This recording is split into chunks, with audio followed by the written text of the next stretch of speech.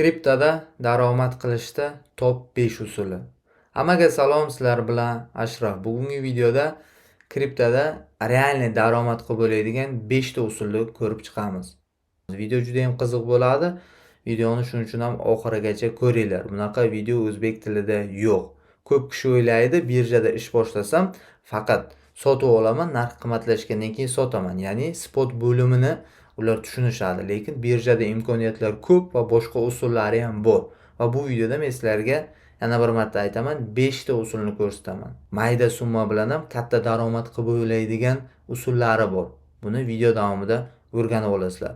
Ko'p kishini kapitali mayda, summasi kam, shuning uchun ham ularga kam sarmoya kiritib ko'proq daromad qilish varianti to'g'ri keladi va bu videoda men bu variantni ham o'rgataman. Birinchi usuli bu staking.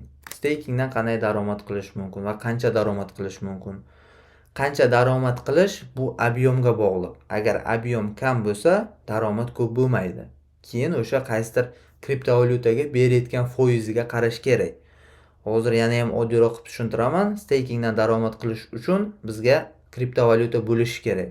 Misol uchun Cosmos, Tron yoki Algorand farqi yo'q. Har bitta kriptovalyutani foizi har xil bo'ladi. Buni staking bo'limiga o'tasizlar birjaga va ko'rasizlar.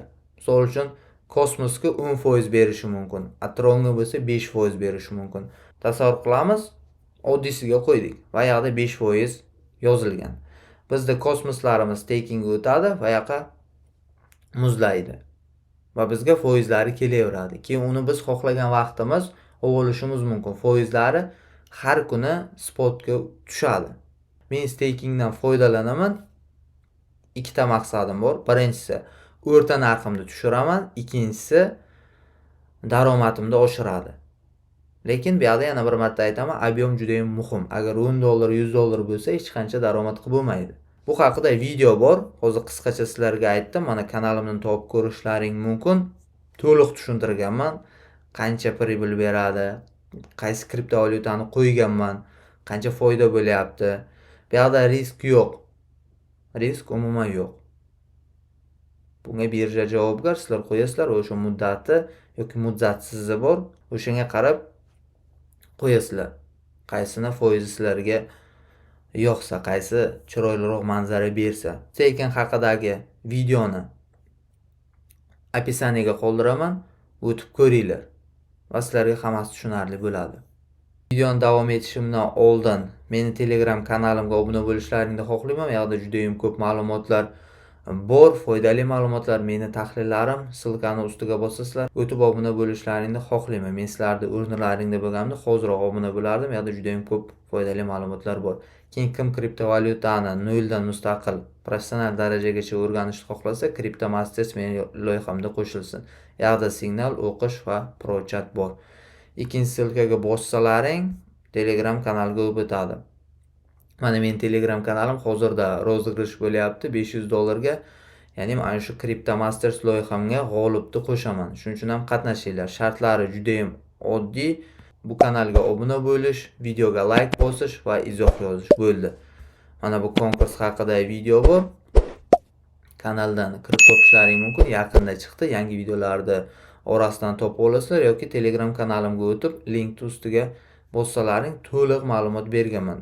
Qatnashinglar. Hammalaringga omad tilayman. G'olibni Crypto Mastersga qo'shaman va bemalol noldan professional darajagacha o'rganib, kriptoni sirlarini o'rganib, bemalol daromad qilishi mumkin. Ikkinchi usuli bu P2P. P2P qanday ishlaydi?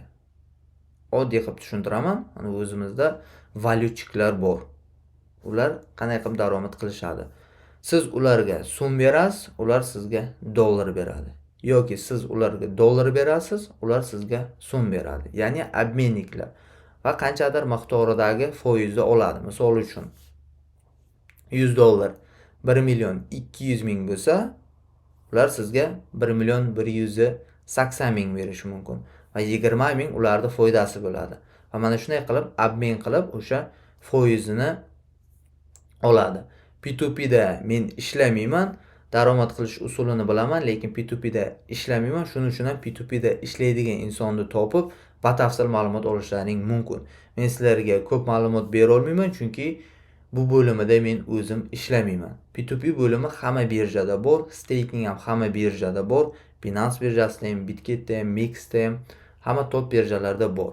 P2P'dan ham yaxshi pul ishlasa bo'ladi, yaxshi ob'yom qilib aylantirsa bo'ladi, lekin men o'zim ishlamayman, shuning uchun ham ko'p ma'lumot bera olmayman. P2P'ni lekin risklari borligini bilaman. Pul tashab berish muammolari bo'ladi, tashab bermaslik bo'ladi va ichida appelyatsiya berish kerak, uzoq muddat pul muzlab qolishi mumkin. Mana shunaqa holatlar bo'lib turadi. Boshqa blogerda topishlaring mumkin. P2P'da savdo qilayotganlar ko'p va o'shalardan mukammal o'rganib olsalaring bo'ladi. Uchinchi usuli bu arbitraj. Arbitraj bilan ham shug'ullanmayman, lekin arbitrajni juda ham yaxshi bilaman. Sizlarga to'liq ma'lumot berishim mumkin.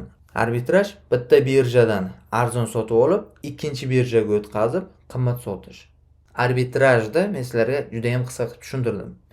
Endi oddiyroq qilib tushuntiraman. Tasavvur qilinglar, Binance birjasida Solana kriptovalyutasi $100. Mix birjasida bo'lsa $99 va buni raznisasini ko'rdilaring. Mix birjasidan Solanani sotib olasizlar,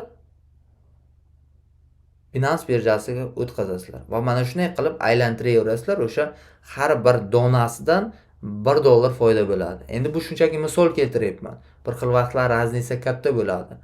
Bu birjalarda ham sizlarga shunchaki misol keltirdim. Bu bilan professional ishlaydigan odamlar bor, ular biladi qaysi birjada qaysi kriptovalyutaning narxi qancha va ikkinchisida qancha. Va ular o'sha arzonidan sotib olishadi, qimmatiga sotishadi. Va buni bir kunda bir necha ming marta qilsa bo'ladi. Va bu juda ham katta daromadga aylanadi. Agar meni misolimni ham shunchaki real deb tasavvur qilsak, bitta Solanadan $1 qoladi. $1000 bilan boshlab bitta aylantirsa $10 qoladi.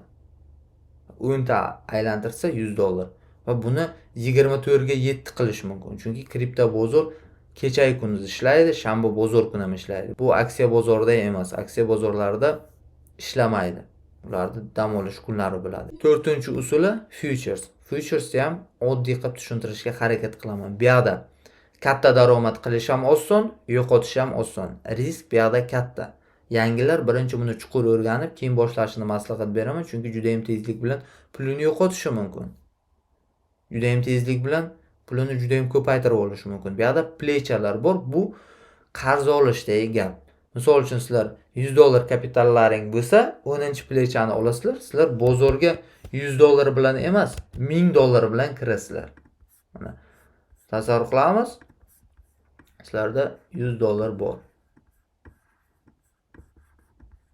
Juda ham kam. Agar sizlar 50% daromad qilsalaring, bu $50 bo'ladi. Va bu juda ham kam. Bu uchun nima qilish kerak? Ko'paytirish uchun plecha yordam beradi. Mana 10-plechani olsa, 10-plechani bozorga $100 ga emas, $1000 ga pozitsiya ochiladi. Ya'ni birja qarz berib turadi. Qanchalik katta plecha olsa, foyda ham shuncha katta bo'ladi, zarar ham shuncha katta bo'ladi. Shuning uchun ham bu ozgina professionallar uchun, ozgina tajribasi borlar uchun, yangilar kirib katta ehtimol bilan pulini yo'qotadi. Shuning uchun ham men har doim o'zimning obunachilarimga futuresga kirmaslikni maslahat beraman yoki kirib juda ham mayda plecha olishini. 1dan 5 gacha olsa juda ham yaxshi bo'ladi. Men o'zim savdo qilgan vaqtlarim 7-6-plechani olardim, 5-plechani. Hozirda savdo qilmayman, hozirda faqat spot bo'limida savdo qilyapman. Futuresda imkoniyatlar juda ham katta. Asosan futuresda kam pul bilan ko'p daromad qilmoqchi bo'lganlar kirishadi. Kimlardir buni qila oladi. Bu 4-usul edi. Bu haqida video bor kanalimda. Buni ham video ostiga qoldiraman. To'liq ma'lumot berganman. 0dan ko'ringlar. Mana yangi boshlovchilar uchun ko'rsatma, qadam va qadam hammasini ko'rsatganman. Bundan keyin 5-usuli bu eng mashhuri. Bu spotoviy торговля. Juda ham oddiy qilib tushuntiraman. Mana bozorda yong'oq bor. Hozirda kilosini tasavvur qilarmiz 10 ming sotilyapti. Va sizlar tahlil qilyapsizlar va tushunyapsizlar, yong'oqning narxi oshadi. Sizlar 10 mingdan sotib olyapsizlar va uni uyda saqlayapsizlar. Va yong'oqning narxi 15 ming bo'lgan vaqtda sotasizlar va sizlar har 1 kilo yong'oqdan 5 ming daromad qilasizlar. Spotoviy savdo xuddi mana shunaqa. Narxda pastida sotib olasizlar, tepasida sotasizlar, o'rtasi sizlarda foydalaring bo'ladi. Misol uchun Bitcoin'da 16 ming dollardan olib 126 ming dollardan sotish. Va mana bu o'rtadagi farq o'sha insonda foydasi bo'ladi. Bu yerda eng muhimi o'sha tahlil to'g'ri chiqishi kerak, to'g'ri tahlil qilishni bilish kerak. Va qaysi coinga sarmoya kiritib, uni narxi ko'tarilishini, kelajakda talab oshishini bilish kerak. Bo'ldi. Ya'ni o'shanda daromad juda ham yaxshi bo'ladi. Bularda ichidagi eng riski kami bu spotoviy. Umuman riski yo'g'i bu staking.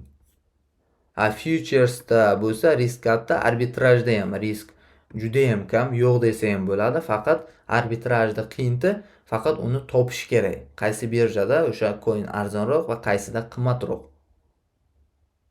Ana o'shani keyin aylantirish kerak, uni qarash kerak.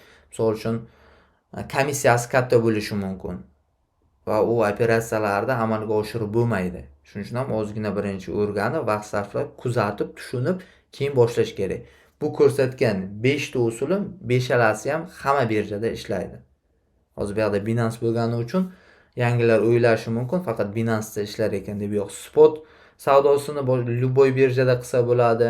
P2P'ni ham, keyin arbitrajda ham, stakingni ham hammasi top birjalarda bor. Faqat qonunni ham o'rganib chiqasizlar. P2P O'zbekistonga mumkin emas. Shuning uchun ham agar kim o'zbek bo'lib turib, boshqa davlat fuqaroligini olgan bo'lsa, bemalol ishlashi mumkin. Rozыгрышga qatnashishda unutmanglar, izohlar yozinglar, kanalga obuna bo'linglar, Telegram kanalimga obuna bo'linglar. Sizlar bilan Ashraf bo'ldi. Hammaga xayr.